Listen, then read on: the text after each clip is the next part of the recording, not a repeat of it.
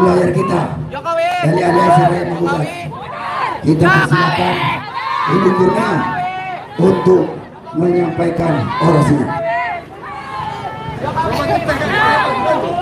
Assalamualaikum warahmatullahi wabarakatuh. Saya ulangi. Assalamualaikum warahmatullahi wabarakatuh. Merdeka! Merdeka! Merdeka! Sudah merdekakah kita? Kita akan tetap merdeka walaupun Lord Luhut mengacaukannya. Ya, saya ulangi sekali lagi. Kita akan tetap merdeka dan terus merdeka. Indonesia Raya, betul. Bapak-bapak, Ibu sekalian, bersyukur kita pada hari ini bisa hadir di sebuah gedung mewah, gedung Menko Koordinator ya Kemaritiman dan Investasi. Di sana bertengger duduk di kursi Jenderal Bintang 4 Luhut Binsar Panjaitan. Saya tidak punya hard feeling tertentu kepada beliau. Saya tidak membenci beliau. Ya, seharusnya saya bangga kepada beliau karena ada Jenderal TNI Bintang 4 yang sedemikian rupa ikut dalam kepemimpinan Bapak Presiden Joko Widodo. Betul? Akan tetapi, saya melihat kamus hari ini ya, atau sudah lama kita melihat Bapak Luhut Binsar Panjaitan senantiasa disandingkan namanya dengan kata-kata Lord. Apa? Lord itu kalau kita lihat dalam kamus maknanya adalah satu, bangsawan, dua, yang mulia, tiga, raja. Jadi untuk Lord itu, kalau Anda bukan bangsawan, kalau Anda bukan orang yang mulia, maka Anda harusnya seorang raja sehingga Anda bisa memangku nama tersebut. Betul? Ternyata ini adalah sebuah sebutan dikarenakan banyaknya jabatan yang beliau emban dalam kepemimpinan Joko Widodo, sehingga kadang-kadang kita dipusingkan oleh kenyataan beliaukah yang jadi presiden atau Joko Widodo. Betul? Sebenarnya sekali lagi saya ingin mengatakan saya tidak punya hard feeling kepada Bapak.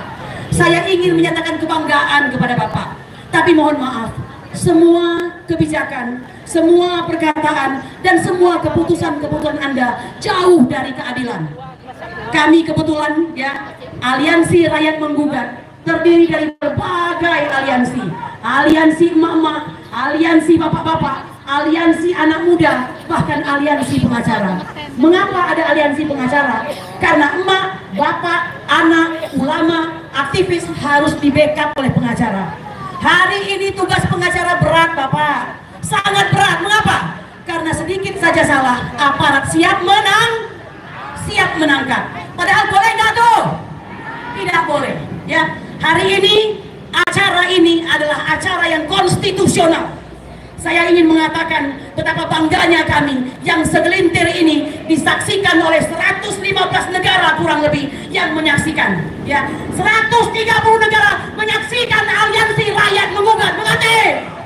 Maka dari itu Pak Luhut, hati-hati Pak. Segala tindak tanduk itu disaksikan Pak. Belajarlah untuk senantiasa mengemukakan keadilan Bapak, agar apa yang Anda berikan itu memang untuk bangsa. Saya ingin mengatakan, masih ingatkah Bapak dengan Sabta Marga? Masih ingatkah Bapak dengan Sabta Marga, Pak? Kalau Anda masih ingat, insya Allah sisa daripada jabatan ini akan Anda perbaiki dengan sebaik-baiknya. Ya, saya ingin mengatakan Pak, harusnya Anda membisikkan hal-hal baik kepada Presiden Joko Widodo. Kami melihat setidak-tidaknya ada 5 kekacauan yang dilakukan dalam pemerintahan ini. Pertama, carut-marut dalam bidang ekonomi, itu pasti. Kedua, carut-marut di bidang hukum, itu pasti. Ketiga, segala macam bentuk kebohongan publik, itu pasti. Keempat, adu domba sesama anak bangsa. Dan yang kelima, sekarang ini sedang dirasakan oleh semua lapisan masyarakat, produk legislasi nasional yang sama sekali tidak berpihak kepada rakyat. Betul? Bapak, saya ingin mengatakan, berapa lama orang menjabat? Berapa enak makanan dimakan Bapak? Lewat tenggorokan makanan tidak akan enak lagi. Oleh karena itu, saya yakin Anda menyadari usia Anda pun saat ini sudah mungkin kepala 7. Apa yang ingin Anda lakukan untuk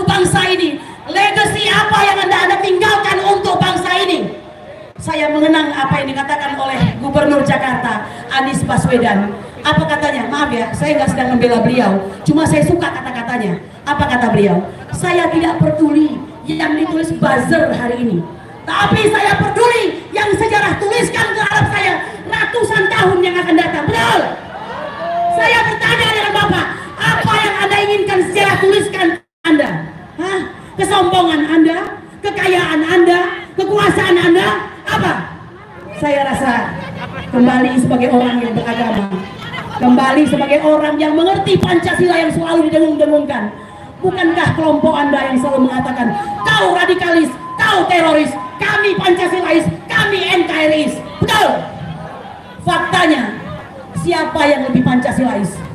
Yang lebih Pancasilais, lihat ini Bapak, anak-anak bangsa yang dengan keapaadaannya, kepolosannya, kemauannya, ibu-ibu renta di atas 50, di atas 40, ada yang 30, berjuang hari ini. Orangnya ini saja setiap hari secara konsisten, bahkan kabarnya akan ditingkatkan. Hati-hati Anda ya, seminggu 2 kali kami akan datangi lagi dan lagi. Betul?